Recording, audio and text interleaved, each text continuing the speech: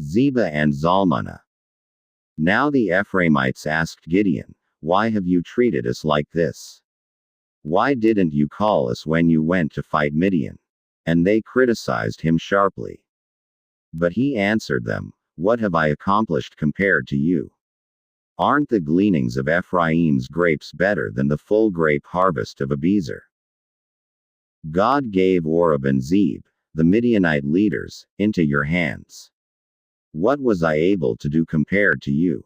At this, their resentment against him subsided. Gideon and his 300 men, exhausted yet keeping up the pursuit, came to the Jordan and crossed it. He said to the men of Succoth, "Give my troops some bread.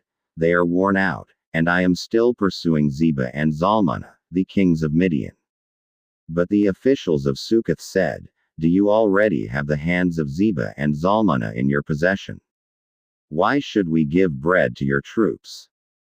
Then Gideon replied, "Just for that, when the Lord has given Zebah and Zalmunna into my hand, I will tear your flesh with desert thorns and briers."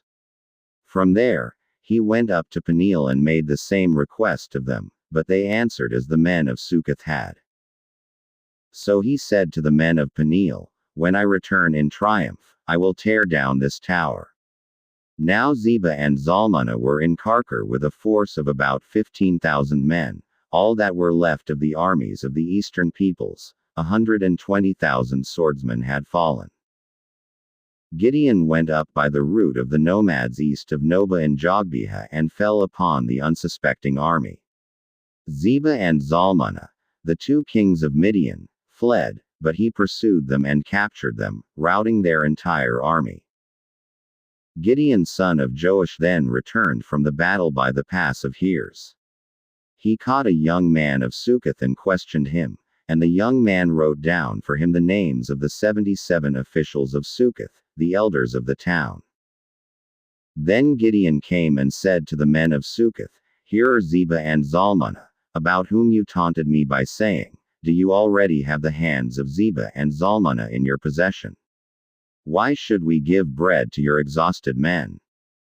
He took the elders of the town and taught the men of Succoth a lesson by punishing them with desert thorns and briers. He also pulled down the tower of Peniel and killed the men of the town. Then he asked Zebah and Zalmunna, "What kind of men did you kill at Tabor?" "Men like you," they answered, "each one with the bearing of a prince." Gideon replied, "Those were my brothers, the sons of my own mother. As surely as the Lord lives, if you had spared their lives, I would not kill you." Turning to Jether, his oldest son, he said, "Kill them." But Jether did not draw his sword, because he was only a boy and was afraid. Zebah and Zalmunna said, "Come, do it yourself. As is the man, so is his strength."